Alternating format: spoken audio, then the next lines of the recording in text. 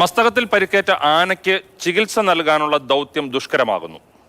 ദൗത്യ സംഘത്തെ വെട്ടിച്ച ആന കടന്നു കളഞ്ഞിരിക്കുന്നു. കൂടുതൽ ഉൾവനത്തിൽ ആന എത്തിയതോടെ വനവകുപ്പിന്റെ നിരീക്ഷണത്തിന് പുറത്തേക്ക് ആന പോയിരിക്കുന്നു. ആനയെ കണ്ടെത്താനുള്ള ശ്രമം തുടരുകയാണ്.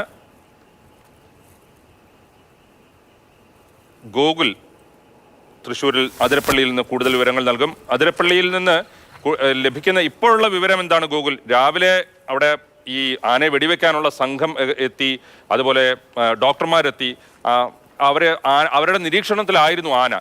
ഇപ്പോൾ നമുക്ക് അവസാനം കിട്ടുന്ന വിവരം അനുസരിച്ചാണെങ്കിൽ ആന ഈ സംഘത്തിന്റെ നിരീക്ഷണത്തിന് തന്നെ പുറത്തു പോയിരിക്കുന്നു.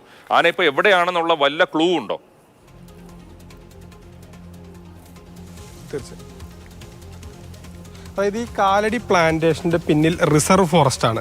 ഈ റിസർവ് ഫോറസ്റ്റ് ഭാഗങ്ങളിലാണ് ആനയെ അവസാനമായി ഉണ്ടായിരുന്നത്. അതായത് ഈ തുരുത്തിൽ നിന്ന് ആന കാലടി പ്ലാന്റേഷനിലേക്ക് കയറി അവിടെ വെച്ച് കുറച്ചും കൂടി സുരക്ഷിത സ്ഥാനത്തേക്ക് ആന എത്തി മയക്കുവെടി വയ്ക്കാമെന്നുള്ളൊരു തീരുമാനത്തിൽ ദൗത്യസംഘം എത്തുകയും അതിനുവേണ്ടി ഒരു പടക്കം പൊട്ടിച്ച് ആനയെ ഒരു സുരക്ഷിതമായ അകലത്തിലേക്ക് എത്തിക്കാനുള്ള ശ്രമമാണ് നടത്തിയിരുന്നത്. പക്ഷേ അതിനിടയിൽ ആന വിരളി പിടിച്ച് ഓടുന്നത് പോലെ കാട്ടിലേക്ക് റിസർവ് ഫോറസ്റ്റിലേക്ക് ഓടിക്കയറി.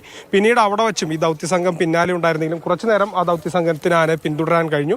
പക്ഷേ ഇപ്പോൾ പൂർണ്ണമായും ഈ ദൗത്യസംഘത്തിന്റെ നിരീക്ഷണ വലയം ഭേദിച്ചുകൊണ്ട് ആന കടന്നു എന്നുള്ളതാണ് വിവരമാണ് നമുക്ക് ലഭ്യമാകുന്നത്. ആനയുടെ അടുത്ത് ഇപ്പോൾ നിരീക്ഷണ വലയത്തിൽ ദൗത്യസംഘത്തിന്റെ നിരീക്ഷണ വലയത്തിൽ ആന ഇല്ല എന്നുള്ള വിവരം നമുക്ക് ലഭ്യമാകുന്നു. ഒരു പ്രധാന പ്രശ്നം ഇത് മുറിവ് പറ്റിയ ഒരു ആന കൂടിയാകുമ്പോൾ കുറച്ചും കൂടി അഗ്രസീവാണ്. അതുകൊണ്ട് തന്നെ അത്ര അധികം അടുത്ത് പോയി ദൗത്യസംഘത്തിന് അതിനെ പെരുമാറാനോ അല്ലെങ്കിൽ നിരീക്ഷിക്കാനോ ഒക്കെ പരിമിതിയുണ്ട്. അതിനെ പിന്തുടരാനൊക്കെ തന്നെ പരിമിതിയുണ്ട്. അപ്പോൾ ആ ഒരു സുരക്ഷിത അകലം പാലിച്ചുകൊണ്ടാണ് അവർ പിന്തുടരുന്നത്.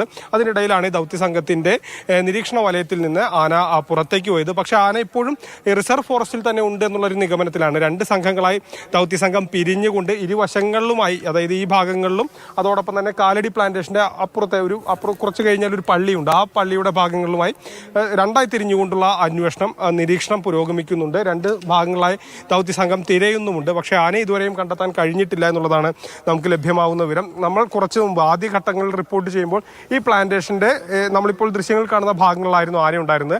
അവിടെ വെച്ചാണ് ഈ പടക്കം പൊട്ടിക്കുക ആന ഇങ്ങോട്ട് കയറ്റി കൊണ്ടുവരാനുള്ള ശ്രമത്തിനിടെ ആന വിരൽ പിടിച്ച് ഓടി വീണ്ടും ഈ റിസർവ് ഫോറസ്റ്റിന്റെ ഭാഗത്തേക്ക് പോയത്. ഇപ്പോൾ പൂർണ്ണമായും ആന നിരീക്ഷണ വലയത്തിലല്ല. ആനയെ കണ്ടെത്താൻ വീണ്ടും ദൗത്യസംഘത്തിന് കണ്ടെത്താൻ കഴിഞ്ഞിട്ടില്ല. ദൗത്യസംഘം അന്വേഷണം പുരോഗമിക്കുകയാണ്. ഇപ്പോൾ സമയം ഏകദേശം ഉച്ചയായി. ഇന്ന് എത്രമാത്രം ദൗത്യം സാധ്യമാകും എന്നുള്ളതിലൊക്കെ തന്നെ ആശങ്കയുണ്ട്. ദൗത്യം കൂടുതൽ ദുഷ്കരമാവുകയാണ്. അത് സംബന്ധിച്ചൊരു ആശങ്കയുണ്ട്. കാരണം ഇനി ഉച്ച സമയത്ത് മയക്കുവെടി വയ്ക്കാൻ കഴിയുമോ? കണ്ടെത്തിയാൽ തന്നെ അതോടൊപ്പം തന്നെ കാട്ടിലാകുമ്പോൾ അവിടെ മയക്കുവെടി വയ്ക്കുന്നതിന് പല പരിമിതികളുമുണ്ട്. അങ്ങനെയുള്ള നിരവധി വിഷയങ്ങളുണ്ട്. വീണ്ടും ഈ കാലടി പ്ലാന്റേഷനിലേക്ക് തന്നെ ആനയെ ഇറക്കിക്കൊണ്ടുവന്ന് അവിടെ വെച്ച് മയക്കുവെടി വയ്ക്കാമെന്നുള്ളൊരു ശ്രമമൊക്കെ ആദ്യം നടന്നിരുന്നു. പക്ഷെ അതൊന്നും ഫലം കണ്ടില്ല.